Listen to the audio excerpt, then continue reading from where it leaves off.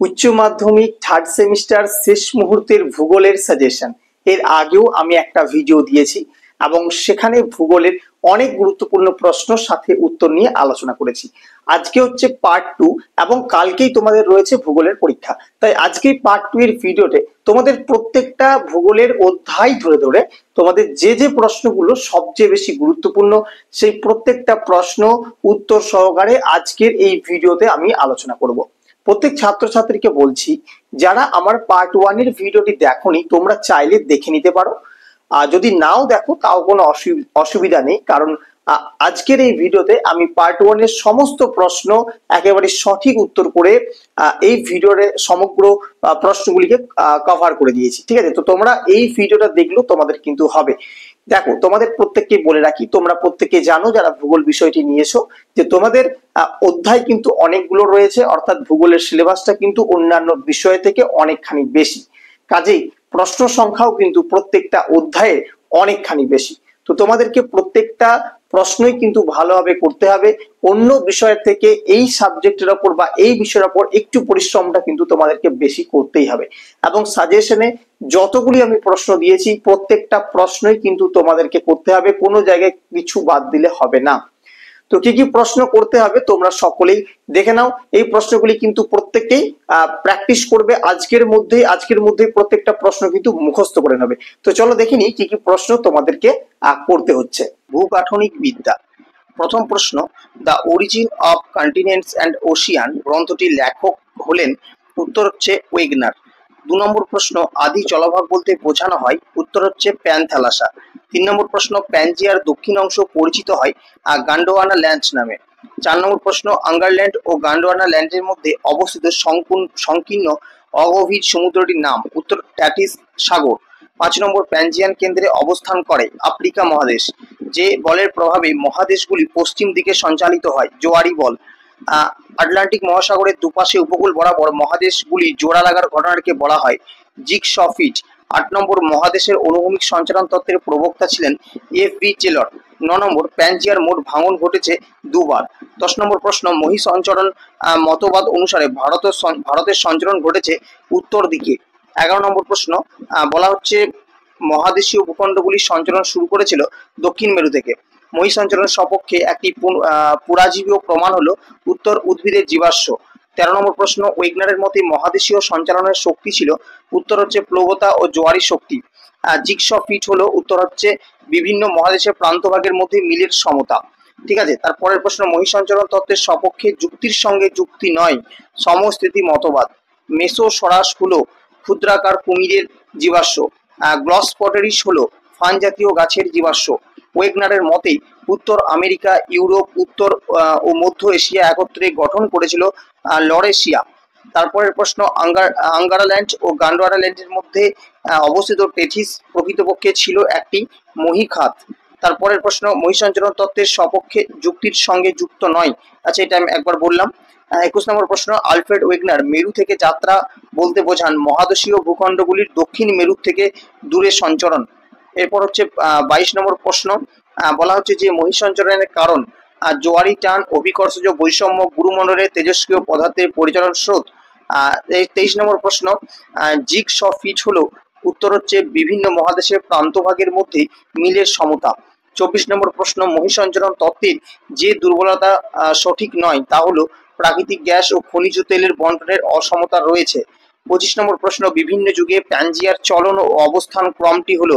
ভীষণ গুরুত্বপূর্ণ প্রশ্ন এই ধরনের প্রশ্নগুলি। প্যানজিয়ার নিরক্ষরেখা বরাবর 2টি খণ্ডে বিভক্ত। গান্ডোয়াল্যান্ডের গঠন, লরেশিয়ার গঠন, প্যানথেলাসের অবশিষ্টাংশ রূপে প্রশান্ত মহাসাগরের জন্ম। ঠিক আছে, এরপর আমরা যাব পরবর্তী অধ্যায়, ভূমিরূপ গঠনের শক্তি প্রক্রিয়া। 1 নম্বর প্রশ্ন, পুঞ্জিত ক্ষয়ের প্রধান চালিকা শক্তি? অভিকর্ষজ বল।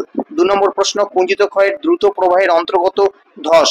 3 নম্বর প্রশ্ন, সলিফ্লাকশন সংঘটিত হয় পরিহিমবাহ অঞ্চলে। 4 নম্বর প্রশ্ন, পুঞ্জিত ক্ষয়ের প্রথম বিজ্ঞানসম্মত ধারণা দেন স্টুয়ার্ট শার্প। 5 নম্বর প্রশ্ন, বহির্জাত প্রক্রিয়ার অন্তর্গত নয়। উত্তর অগ্নুৎপাত। 6 নম্বর প্রশ্ন, পুঞ্জিত ক্ষয়ের সর্বাপেক্ষা ধীর প্রক্রিয়া শিলা বিসর্পণ। 7 নম্বর প্রশ্ন, অবরোহণ ও আরোহণের সম্মিলিত ফল পর্যায়ন। 8 নম্বর প্রশ্ন, ভূপৃষ্ঠের উপরের পদার্থ ধীরে ঢাল বরাবর নামলে তাকে বলে বিসর্পণ। নম্বর প্রশ্ন, খাড়া ঢাল থেকে শিলার হঠাৎ পতনকে বলে শিলাপতন। 10, ভূ আলোড়ন জনিত শক্তি প্রভাব ফেলে ধসের ওপর। পরবর্তী 11 দাগের বলা হচ্ছে ভারতের বৃহত্তম হিমবাহ সিয়াচেন। 12, হিমদ্রোণী আকৃতি ইউ। 13, নদী দ্বারা বিচ্ছিন্ন বহির্বিধৌত সমভূমি, উত্তর হবে ভ্যালি ট্রেন। 14, হিমবাহের সঞ্চয় কাজের ফলে সৃষ্ট ভূমিরূপ, উত্তর হবে এস্কার। 15, মহাদেশীয় হিমবাহের বরফমুক্ত পর্বত শৃঙ্গ, উত্তর হচ্ছে নুনাটাকাস। 16 নম্বর, পৃথিবীর দ্রুততম হিমবাহ জ্যাকবসন। 17 নম্বর, যে রেখার নিচে হিমবাহ গলে যায় তাকে হিমরেখা বলে। তারপর ঝুলন্ত পতাকা দেখা যায় জলপ্রপাত। এটা খুব ইম্পর্টেন্ট প্রশ্ন। ম্যাটারহর্ন একটি উদাহরণ হলো পিরামিডের চূড়া। ভারতের একটি পিরামিডের চূড়ার উদাহরণ ম্যাটারহর্ন, ঘুরিয়ে আসতে পারে। আন্টার্কটিকার ওয়ালকট, পৃথিবীর বৃহত্তম শার্ক। 22 দাগে দুটি কড়ির মধ্যবর্তী ভূমিরূপ হচ্ছে এরিজি। আচ্ছা, নেক্সট হচ্ছে 23 দাগের প্রশ্ন, বলা হচ্ছে যে হিমশৈল, খুব ইম্পর্টেন্ট প্রশ্ন কিন্তু, ঠিক আছে। হিমশৈল সমুদ্র জল ভাসমান বরফের টুকরোকে বলে। 24 দাগের বহির্ধৌত সমভূমির মাঝে মাঝে সৃষ্ট গর্তকে বলে কেটল। 25 দাগের হিমবাহের সঞ্চয় কাজের ফলে সৃষ্ট ভূমিরূপ গ্রামলিন। 26 দাগের ভৌম জলের প্রধান উৎস আবহিক জল। 27 দাগের চুনাপাথর যুক্ত অঞ্চলে অদ্রবণীয় লাল কদরময় স্তর, উত্তর হবে টেরারোসা। 28 দাগের পৃথিবীর গভীরতম কাস্ট গুহা, উত্তর হবে গোফ্রে বার্জার। এর পরবর্তী অধ্যায় হচ্ছে জলবায়ু থেকে কি কি প্রশ্ন করতে হবে দেখো। প্রথমেই যে প্রশ্ন করতে হবে, বায়ুতে জলীয় বাষ্পের উপস্থিতিকে বলা হয় আর্দ্রতা। ঘনীভবনের অনুকূল শর্ত হলো আপেক্ষিক আর্দ্রতা, শীতলীভবনের হার, জলাকর্ষী কণার উপস্থিতি। পাখির পালকের মতো দেখতে মেঘ হলো শিরাশ মেঘ। অধঃক্ষেপণের প্রধান রূপটি হলো বৃষ্টিপাত। ভারতের একটি বৃষ্টিছায়া অঞ্চলের উদাহরণ হলো শিলং। যে প্রক্রিয়ায় অধঃক্ষেপণের অন্তর্গত নয় কুয়াশা। চরম বা নিরপেক্ষ আর্দ্রতা পরিমাপের একক হলো গ্রাম প্রতি ঘনমিটার। আপেক্ষিক আর্দ্রতা পরিমাপের একক হলো শতকরা। 9 দাগের হরপ্পা বানের প্রধান কারণ হলো মেঘ ভাঙা বৃষ্টি। এরপর হচ্ছে 10 দাগের যে মেঘমুক্ত আকাশকে ম্যাকারেল আকাশ বলা হয় সেটা হচ্ছে শিরো কিউমুলাস। ঠিক আছে। আচ্ছা, 11 দাগের প্রশ্ন কি করবে, যে ঋতুতে আপেক্ষিক আর্দ্রতা সবচেয়ে বেশি শীত ঋতুতে। ঘনীভবন শব্দটি প্রথম ব্যবহার করেছিলেন কির্চার। সংঘর্ষ সম্মেলনের তত্ত্বের প্রবক্তা ছিলেন বোয়েন। অ্যাসিড বৃষ্টির পিএইচ এর মান 5.6। আপেক্ষিক আর্দ্রতা পরিমাপের যন্ত্রের নাম সাইক্রোমিটার। বায়ুমণ্ডলের আপেক্ষিক আর্দ্রতা হ্রাস পেলে ঘনীভবনের পরিমাণ হ্রাস পায়। আয়তন বৃদ্ধির মাধ্যমে বায়ু শীতলীকরণকে বলা হয় অ্যাজিয়াবেটিক পদ্ধতি। আয়তন অপরিবর্তিত রেখে বায়ুর শীতলীকরণকে বলা হয় ডায়াবেটিক পদ্ধতি। শরৎকে বৃষ্টিপাতের ক্ষেত্রে যে উক্তিটি সঠিক নয়, পর্বতের উপরিভাগের বরফ থাকলে এই বৃষ্টিপাতের পরিমাণ কম হয়, এটি সঠিক নয়। 20 দাগের ভারতের সবচেয়ে বেশি যে ধরনের বৃষ্টিপাত পরিলক্ষিত হয়, উত্তর হবে পরিচলন বৃষ্টিপাত ও শৈলক্ষেপ বৃষ্টিপাত। এই গেল এই অধ্যায় থেকে প্রশ্ন। তার পরবর্তী হচ্ছে বায়ুমণ্ডল থেকে প্রশ্ন। 1, সমুদ্রের গভীরতা নির্ণয়কারী যন্ত্রের নাম ইকোসাউন্ডার। মহীসোপান অঞ্চলে গড় গভীরতা 200 মিটার। আটলান্টিক মহাসাগরের তলদেশে ডলফিন উচ্চভূমি ও চ্যালেঞ্জার উচ্চভূমি যে সামুদ্রিক খাত দ্বারা বিচ্ছিন্ন, রোমান্স খাত। 4 দাগে সমুদ্র জলের প্রধান লবণ হলো সোডিয়াম ক্লোরাইড। মধ্য সামুদ্রিক শৈলশিরার উত্তর অংশের নাম ডলফিন। চুন জাতীয় সিন্ধুকদ্দের উদাহরণ হলো টেরোপোড। সর্বাধিক ফেরোম্যাঙ্গানিজ আর নোডিউল সঞ্চিত আছে প্রশান্ত মহাসাগরে। সমুদ্রে গড় লবণতার পরিমাণ 35%। 9 দাগের প্রশ্ন, সমুদ্রের সমান লবণতা যুক্ত স্থানগুলিকে যে কাল্পনিক রেখা দ্বারা যুক্ত করা হয়, আইসোহ্যালাইন। নিরক্ষরেখায় সমুদ্র পৃষ্ঠে জলের উষ্ণতা 26.7 ডিগ্রি সেলসিয়াস। পৃথিবীর উষ্ণতম মহাসাগর হলো প্রশান্ত মহাসাগর। নিম্নলিখিত সাগরের মধ্যে লবণতা অপেক্ষাকৃত বেশি, লোহিত সাগর। গভীর সমুদ্রে নিমজ্জিত চ্যাপ্টা শীর্ষ দেহ বিশিষ্ট পাহাড়কে বলা হয় গায়ট। সমুদ্রের সর্বাধিক গুরুত্বপূর্ণ অর্থনৈতিক অঞ্চল হলো মহীসোপান। 90 ডিগ্রি পূর্বে শৈলশিরা অবস্থিত ভারত মহাসাগরে। ঢালের অধঃক্ষরণ, এই ধরনের প্রশ্ন আসতে পারে মহিজাল, সামুদ্রিক ক্যানিয়ন, মহিজাগান, মহীসোপান। এরপর আরো 3টি প্রশ্ন অধ্যায় থেকে। সমুদ্র জলের ঘনত্ব গ্রাম পার সেমিকিউব। পিকো ক্লাইন হলো সমুদ্র অঞ্চল যেখানে দ্রুত ঘনত্বের পরিবর্তন হয়। সমুদ্রের লবণাক্ত মাপার যন্ত্র স্যালিনোমিটার। আচ্ছা, এরপর যাব পরবর্তী অধ্যায় জীবমণ্ডল। জীবমণ্ডল থেকে কি করবে দেখো, মৃত উদ্ভিদ প্রাণীর দেহাবশেষ খেয়ে বাঁচা জীবকে বলে ডেট্রিভোর। বাস্তুতন্ত্র শব্দটি প্রথম ব্যবহার করেন এজি ট্যাসলে। বাস্তুতন্ত্রের শক্তির প্রধান উৎস সূর্য। দুটি ভিন্ন বাস্তুতন্ত্রের মাঝের মিশ্র অঞ্চল ইকোটন। পৃথিবীর বৃহত্তম বাস্তুতন্ত্র জীবমণ্ডল। বাস্তুতন্ত্রে শক্তি সর্বদা একমুখী। ব্যাকটেরিয়া এক প্রকার বিয়োজক। খাদ্য যোগান সংক্রান্ত স্তর ট্রপিক লেভেল। ইকোলজিক জনক হেকেল। একই পুষ্টি স্তরে অবস্থান করে হরিণ ও গরু, খাদ্যজাল সর্বদা বহুমুখী। পরবর্তী হচ্ছে 12 দাগের প্রশ্ন।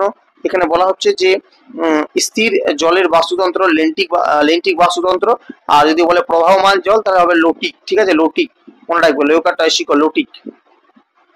উল্টানো প্রাইমেট দেখা যায় পরজীবী বাস্তুতন্ত্রে। শক্তির স্থানান্তরের পরিমাণ 10%। সমস্ত উদ্ভিদ ও প্রাণীকে একত্রে বলে সজীব বা জৈব উপাদান। পুষ্টি সংগ্রহ এলাকাকে বলে ইকোলজিক্যাল নিচ। 10% সূত্রের প্রবক্তা লিঞ্চম্যান। জীবমণ্ডলের গড় বিস্তার 30 কিমি। এক স্তর থেকে অন্য স্তরের শক্তি প্রবাহকে বলে খাদ্য শৃঙ্খল। নিজের খাদ্য নিজেই তৈরি করতে পারে, উত্তর হবে উৎপাদক। চলে যাবো পরবর্তী অধ্যায়, যেখানে রয়েছে জনসংখ্যা। এখান থেকে কিন্তু তোমাদেরকে খুব বেশি প্রশ্ন করতে হচ্ছে না। প্রথম, মোট জনসংখ্যা ভাজিত মোট জমির পরিমাণ, এটাকে বলা হয় জনঘনত্ব। কোন দেশের মানুষ জমির আদর্শ অনুপাতকে বলা হয় কাম্য জনসংখ্যা। উন্নয়নশীল দেশগুলির বয়সলিঙ্গ পিরামিডের আকৃতি তীক্ষ্ণ শীর্ষ পিরামিড। ভারতের যে রাজ্যে ঘনত্ব সবচেয়ে বেশি, বিহার। 2011 খ্রিস্টাব্দে আদমশুমারি অনুযায়ী ভারতের গড় জন পার বর্গ কিলোমিটার। জনবিবর্তন মডেল প্রথম প্রবর্তন করেন থমসন। জনসংখ্যা পিরামিড দ্বারা বোঝানো হয় বয়স অনুযায়ী নারী পুরুষ। ব্রেন ড্রেন বলতে বোঝায় অতি উন্নত মেধার এক দেশ থেকে অন্য দেশে গমন। তার পরবর্তী 10 নম্বর প্রশ্ন, উপকূল অঞ্চল অত্যন্ত ঘনবসতিপূর্ণ হওয়ার কারণ। সবকটি কারণই প্রযোজ্য এখানে। এই কারণেই তুমি এটা যখন তোমাকে অপশনে দেবে, তোমাকে যেগুলো দিবে তুমি প্রত্যেকটাই করবে। ঠিক আছে।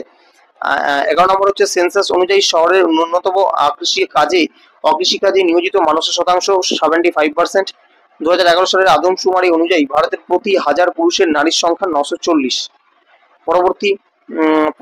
পরবর্তী পেজ হচ্ছে আমাদের জনবসতি কি করবে দেখো, 10টা প্রশ্ন করলেই হবে। পৌরপুঞ্জ বা কনারভেশন কথাটি ব্যবহার করেন পেট্রিক গ্রেডেস। বন্যার হাত থেকে রক্ষা পাওয়ার জন্য গড়ে ওঠে শুষ্ক বিন্দু বসতি। মহানগরের জনসংখ্যা 10 লক্ষের বেশি। আফ্রিকার জুলু উপজাতিদের বসতি নকশা বৃত্তাকার। ক্ষুদ্র বিচ্ছিন্ন গ্রামীণ বসতিকে বলে হ্যামলেট। দুটি রাস্তা সমকোণে মিলিত হলে যে আকৃতির বসতি গড়ে ওঠে তা হলো এল আকৃতি। কার্যাবলীর ভিত্তিতে বারাণসী শহরটি হলো ধর্মীয় শহর। সিবিডি পুরকথা ভীষণ গুরুত্বপূর্ণ। Central business district. অধিবাসীর মধ্যে যে পারস্পরিক যোগাযোগ ও সংযোগ বেশি হয়, অর্থাৎ সামাজিক নৈকট্য বেশি হয়, সে ধরনের বসতিকে বলে গোষ্ঠীবদ্ধ বসতি। গ্রামের প্রশাসনিক নাম বা পোশাকের নাম হলো মৌজা। পরবর্তী হচ্ছে ভারতের জনসংখ্যা থেকে কিন্তু অনেকখানি প্রশ্ন আছে। কি কি প্রশ্ন করবে দেখো।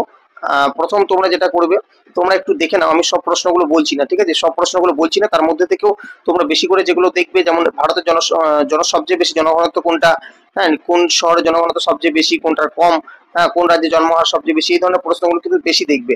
তো এইখান থেকে আমি বলছি না, দেখে নাও তোমরা। আমি আস্তে আস্তে স্ক্রল করছি, তোমরা স্ক্রিনশট নিয়ে এই প্রশ্নগুলিকে, প্রত্যেকটা প্রশ্নকে মুখস্থ করবে, বা তোমরা স্ক্রিনশট নিয়ে এগুলোকে প্রিপারেশন নাও, প্রস্তুতি নাও, এগুলোর মধ্য থেকে আশা করি আসবে। ঠিক আছে, তাহলে এই গেল, এই কটা প্রশ্ন থাকছে তোমাদের ভারতের জনসংখ্যা থেকে। এরপর আছে ভারতের জলসম্পদ থেকে কি কি প্রশ্ন করবে দেখে নাও। ঠিক আছে, আমি তোমাদের ধীরে ধীরে স্ক্রল ডাউন করছি, আশা করি বুঝতে পারছো। ভারতের জলসম্পদ দেখে নাও কি কি প্রশ্ন করবে। এই প্রশ্নগুলি তোমরা ভালো করে যাও। সব প্রশ্নগুলি বলতে গেলে ভিডিওটা অনেক বড় হয়ে যাবে। ঠিক আছে, সেক্ষেত্রে আমি সবগুলো আর বলছি না, তোমরা প্রত্যেকটা দেখে নাও। দেখার পর যদি মনে হয় কোনো প্রশ্নের উত্তর ভুল টাইপ করা আছে, তাহলে অবশ্যই কিন্তু সেটা কমেন্টে জানিও, সেটাকে আমি সংশোধন করে দেওয়ার চেষ্টা করব। ঠিক আছে, এই যে ভারতের খনিজ শক্তি সম্পদ, এবার এই অধ্যায় থেকে কি কি প্রশ্ন করতে হবে দেখে নাও। ঠিক আছে, এখান থেকে আমি দেখাচ্ছি আস্তে আস্তে, তোমরা সবকটা প্রশ্নই কিন্তু করে যাবে। এই সবকটা প্রশ্ন যদি করে যাও, তাহলে তোমরা এমনি যে শর্ট প্রশ্নগুলো আসছে, সাথে তোমরা যে ম্যাচিং বা ব্যাখ্যা বিবৃতি সবকটাই পারবে। এরপর দেখো ভারতের কৃষিকাজ। ঠিক আছে, কৃষিকাজ থেকে খুব বেশি প্রশ্ন আছে, মোটামুটি 36টা প্রশ্ন আছে, করতেই হবে, কিছু করার নেই। ভারতটা তোমাদের অনেকখানি বড়। ঠিক আছে, এই চ্যাপ্টারটা অনেক বড়, সেক্ষেত্রে তোমাদেরকে প্রচুর প্রশ্ন করতে হবে এখান থেকে। তো দেখো কি কি প্রশ্ন করবে, আমি ধীরে ধীরে স্ক্রল ডাউন করছি। এই হর্টিকালচারটা খুব ভালো করে করবে। হ্যাঁ, ধান চাষ সবচেয়ে ভালো মাটি কোন চাষে, কি মাটি ভালো, তুলো চাষ, মানে চাষগুলো যে বিভিন্ন রয়েছে সেগুলো করবে। তারপর হচ্ছে ভারতের পরিবহন যোগাযোগ, এখান থেকে তো প্রশ্ন আসবেই। ঠিক আছে, ভারতের দীর্ঘতম জাতীয় সড়ক খুব ভালো করে করবে প্রশ্নটা। হ্যাঁ, তারপরে তোমার স্বর্ণ চতুর্ভুজ, এগুলো প্রত্যেকটা প্রশ্ন কিন্তু ভালো করে করবে। একটা প্রশ্ন কিন্তু এখান থেকে বাদ দেবে না, এটাই সাজেশন, এই প্রশ্নগুলোই সাজেশন। অনেকে ভাববে সাজেশন এতগুলো প্রশ্ন, এর থেকে বহুত প্রশ্ন তোমাদের কিন্তু টেক্সট বই আছে, তোমাদের বইতে আছে, তার থেকে অনেক বাছাই করে প্রশ্নগুলো দেওয়া হয়েছে। এই প্রশ্নগুলো তুমি পরীক্ষার আগে করে যাও, অনেক কিন্তু কমন পেয়ে যাবে। এর পরবর্তী দেখো ভারত থেকে হচ্ছে ভারতের বাণিজ্য অর্থনীতি। ঠিক আছে, এই প্রশ্নগুলো আমি তোমাদের একটু বলে দিই। দেখো বাণিজ্য সংস্থা WTO গঠিত হয় 1995 সাল। WTO সদর দপ্তর জেনেভা, সুইজারল্যান্ডে অবস্থিত। WTO এর পূর্ব নাম ছিল GATT। WTO এর প্রধান লক্ষ্য হচ্ছে বিশ্বব্যাপী বাণিজ্য বাধাহার, সেটা কিন্তু পরিবেশবিদ্যাতে এসেছিল এবছর। WTO এর সদস্য সংখ্যা 164টি। ভারতের অর্থনৈতিক প্রগতি মিশ্র। ভারতের অর্থনৈতিক সংস্কার 1991 সালে। LPG সংস্কার বলতে বোঝায়, ঠিক আছে, লাইবেরাইজেশন, প্রাইভেটাইজেশন অ্যান্ড গ্লোবালাইজেশন, এটা ভালো করে করবে। ভারতের প্রথম পঞ্চবার্ষিকী পরিকল্পনা, ভীষণ গুরুত্বপূর্ণ প্রশ্ন কিন্তু পঞ্চবার্ষিকী পরিকল্পনা থেকে ভালো করে পড়ে যাবে জায়গাটা। 1951 ভারতের রিজার্ভ ব্যাংকের প্রথম governor general sir Osborne Smith. ভারতের প্রথম বিদেশি বিনিয়োগ টেলিকম খাতে। ভারতের প্রথম বিশেষ অর্থনৈতিক অঞ্চল কান্ডালা। ভারতের বাণিজ্যিক আইন সংশোধন 2013 সালে। ভারতের প্রথম ডিজিটাল মুদ্রা ডিজিটাল রুপি। ভারতের প্রথম পাবলিক স্টেট ব্যাংক SBI। ভারতের প্রথম প্রাইভেট সেক্টর ব্যাংক ICICI। ভারতের প্রথম বিদেশি মুদ্রা সংরক্ষণ হয় 1991 সালে। ভারতের প্রথম বিদেশি মুদ্রা সংরক্ষণের পরিমাণ ছিল $1 বিলিয়ন। এবার দেখে নাও কি কি প্রশ্ন করবে, ঠিক আছে, এই ধরনের প্রশ্ন প্রত্যেকটা করবে। ভারতের প্রথম বিদেশি মুদ্রা সংরক্ষণ, কোন আমদানি রপ্তানি, বাজেট, এগুলো কিন্তু খুব ভালো করে করবে। তারপরে এই যে বাণিজ্যের ঘাটতি ঘটে যখন, এগুলো কিন্তু ব্যাখ্যা বা বিবৃতির মধ্যে ফেলতে পারে। আমদানি বেশি হয় রপ্তানির থেকে, তখন শ্রম হলো একটি অর্থনৈতিক উপাদান, ব্যাংক চেক হলো একটা বিকল্প মুদ্রা। ঠিক আছে, এই ধরনের যে প্রশ্নগুলো আছে প্রত্যেকটা প্রশ্ন কিন্তু ভালো করে পড়বে। এই সাজেশনের ওপর কেউ সাজেশন করে, অর্থাৎ এইখান থেকে বেছে বেছে কিন্তু কেউ পড়ে যাবে না। এখানে যে কটা প্রশ্ন দেওয়া হয়েছে সেই কটা একদম টপ লেভেলের সাজেশন, এ কটাই প্রশ্ন করে যাবে। এর থেকে যদি কেউ কম পরিমাণ প্রশ্ন তোমাকে দিয়েছে ভূগোলে, তাহলে তুমি জানবে সেই প্রশ্নগুলো তোমার জন্য উপযুক্ত নয়, কারণ সেই প্রশ্নগুলো থেকে তুমি যদি বিশ্বাস করে যাও তুমি কিন্তু ঠকতেও পারো। কাজেই এই কটা প্রশ্ন কিন্তু তোমরা খুব ভালো করে পড়ে যাও। এই ছিল আজকের ভূগোলের লাস্ট মিনিট সাজেশন। কেমন লাগলো ভিডিওটি তোমাদের অবশ্যই কিন্তু কমেন্টে জানিও। ভালো লাগলে লাইক করবে এবং চ্যানেলে নতুন হলে চ্যানেলটিকে সাবস্ক্রাইব করতে একেবারে ভুলবে না। যদি তোমাদের হাতে যেহেতু সময় কম রয়েছে, এতগুলো লিখে বা স্ক্রিনশট নিয়ে পড়তে তোমাদের অসুবিধা হবে, সেক্ষেত্রে তোমরা যদি চাও যে পিডিএফটা তোমাদেরকে আমি দিই, তাহলে স্ক্রিনে দেওয়া এই হোয়াটসঅ্যাপ নাম্বারে তোমরা আমাকে মেসেজ পাঠাতে পারো, হাই লিখে পাঠাতে পারো। আমি তোমাদেরকে সেখানে এই পিডিএফটা, সম্পূর্ণ পিডিএফটা তোমাদের দিয়ে দেবো, যাতে তোমাদের পড়তে সুবিধা হয়। ঠিক আছে, তো একটা কথা তোমাদের আমি প্রত্যেক ছাত্রছাত্রীকে স্পষ্টভাবে বলে রাখি যে MCQ প্রশ্নের কিন্তু কোনো রকম সাজেশন হয় না। সেক্ষেত্রেও আমি গুরুত্বের নিরিখে যে প্রশ্নগুলো এগিয়ে, সেই প্রশ্নগুলো আমি তোমাদের সামনে তুলে ধরেছি। কাজেই এই প্রশ্নগুলোই যে একেবারে পরীক্ষায় সব আসবে এমন কিন্তু নয়, তবে এই প্রশ্নগুলি যদি তুমি করে যাও তুমি সব ধরনের প্রশ্ন অ্যাটেম্প করতে পারবে। এর বাইরেও টেক্সট বইটাকে তোমাকে কিন্তু খুঁটিয়ে পড়তে হবে। তুমি যদি একজন ভালো স্টুডেন্ট হয়ে থাকো, তুমি যদি চাও একটা ভালো নম্বর তুলতে, তাহলে তোমাকে কিন্তু পরিশ্রমটা করতেই হবে। তুমি সাজেশন প্রশ্ন পড়ে কিন্তু সবকিছু করতে পারবে না। এই সাজেশন প্রশ্নগুলো সেই সমস্ত ছাত্রদের জন্য যারা সারা মাস ধরে, 6 মাস ধরে কিচ্ছু পড়ে আসেনি, ঠিক আছে, তারাই কিন্তু এই প্রশ্নগুলো বেশি করে পড়বে। তাদের হাতে যেহেতু সময় নেই, এই প্রশ্নগুলো তোমরা পড়ে যাও। তোমরা এগুলো পড়ে গেলে বিবৃতি ব্যাখ্যামূলক যে সমস্ত প্রশ্ন রয়েছে, স্তম্ভ মেলানো যে প্রশ্নগুলো রয়েছে, এছাড়াও সাধারণ MCQ যে প্রশ্নগুলি রয়েছে, তোমরা সেই প্রশ্ন কিন্তু অনেকখানি উত্তর করে আসতে পারবে। আর যারা ভালো মানের স্টুডেন্ট তারা এগুলো তো পড়বেই, সাথে বই থেকে খুঁটিয়ে প্রত্যেকটা জিনিস বুঝে তোমরা কিন্তু পড়ে যাবে। তো আজকের ভিডিও এই পর্যন্তই রাখলাম, দেখা হবে পরবর্তী ভিডিও।